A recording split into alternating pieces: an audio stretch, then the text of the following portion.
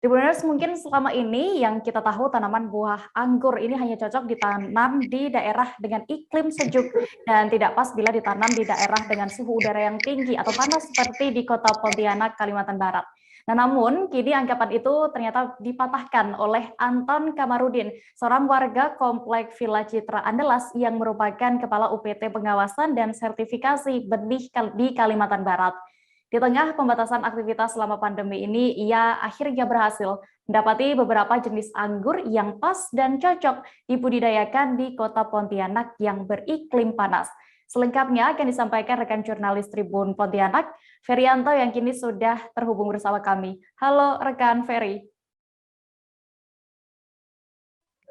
Halo, siap. Selamat siang, dia.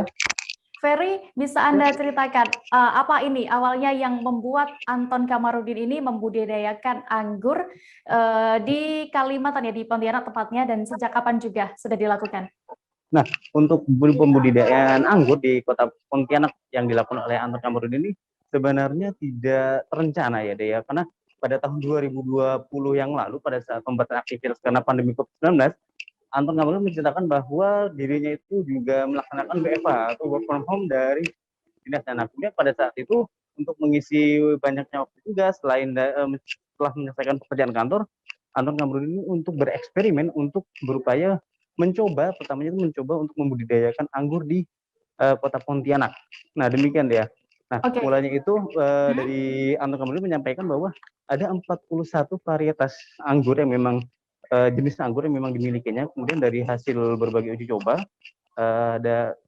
didapati beberapa varietas memang cocok untuk dibudidayakan di kota Pontianak atau Kalimantan Barat, ya. Oke, setelah berhasil itu, apa cara khusus atau proses penanaman yang dilakukan Anton Kamarudin ini, Ferry? Nah, untuk yang cocok itu kan ada sekitar 7 varietas anggur yang sangat cocok sekali dan ditanam dan dibudidayakan di kota Pontianak yang memang beriklim itu agak panas dia. Nah, untuk varietas pertama itu ada Ninel, kemudian ada Transfiguration, ada varietas dari Dasunya, Beauty, Harold, Senator, Jupiter. Nah, dari 7 varietas ini itu menggunakan cara tanam atau penyambungan deh ya. Jadi yang batang yang dibawa atau tanaman yang ditanam di tanah itu menggunakan varietas dari anggur-anggur asam, karena memang anggur asam ini kan sifatnya gampang sekali tumbuh. Nah, kemudian pada saat di batang atasnya itu disambung dengan 7 varietas yang ini.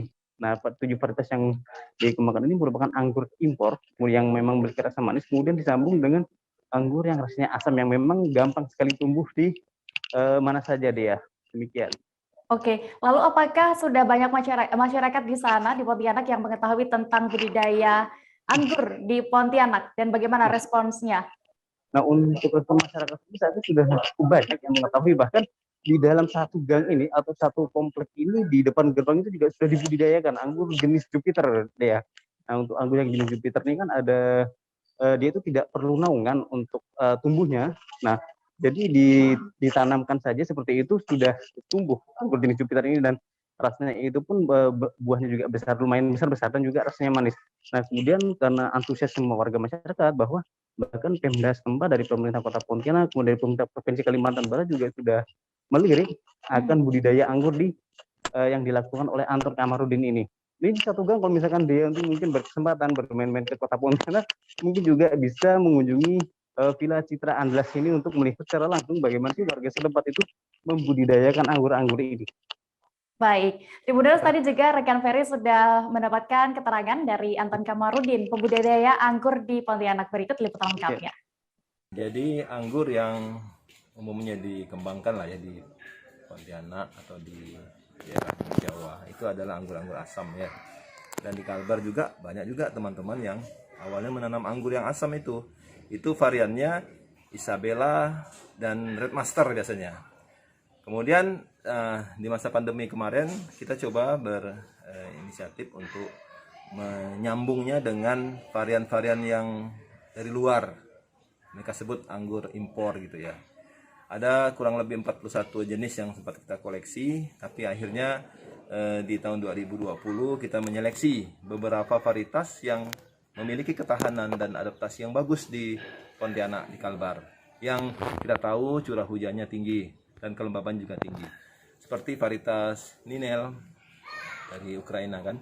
Kemudian Transfiguration, Dasunya, Beauty, Harold, Senator, dan termasuk ini Jupiter juga memiliki ketahanan ataupun produktivitas yang bagus.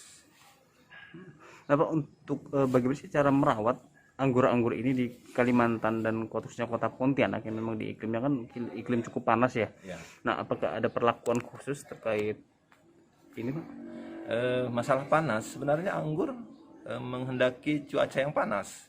Di Eropa juga anggur berbuah di musim panas gitu, Pak. Ini yang kadang image masyarakat mengatakan bahwa tidak cocoknya karena itu, karena katanya harus daerah dingin. Itu sebenarnya agak keliru.